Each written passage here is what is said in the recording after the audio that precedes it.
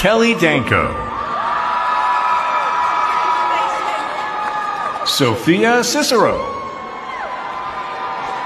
Emily Acosta, Sabrina Ali.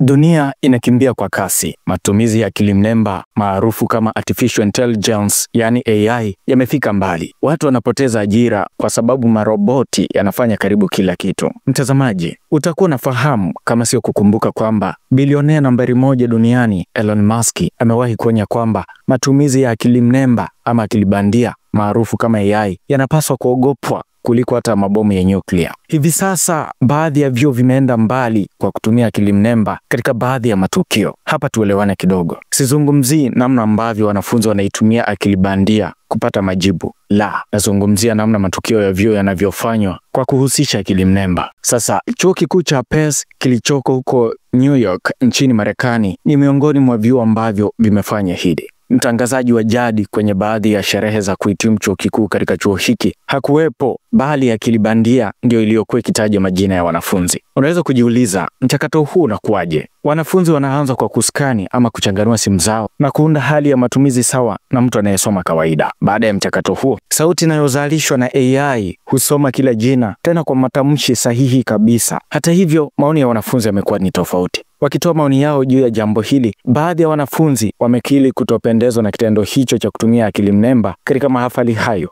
Wakati huo, kuna wengine wameonyesha mshangao kuona sauti ya akili mnemba ikisoma majina yao, na wameenda mbali na kusema kuwa mwanzo walipeleka matamshi ya majina yao tu, lakini kilichofuata kimekuwa ni historia. Hayden Tops. Aliyewahi kuwa bilionea nambari 1 duniani kwa miaka 18 mfululizo, Bwana Bill Gates, amewahi pia kukaririwa akisema kuwa matumizi ya akili mnemba maarufu kama AI yanaathiri na yataendelea kuathiri kazi za watu. Sasa, una maoni gani mtazamaji? Tukutane kwenye comment. Mimi ni Frank Damos na hii ni Lushinga 72 Digital. Hayden Tops.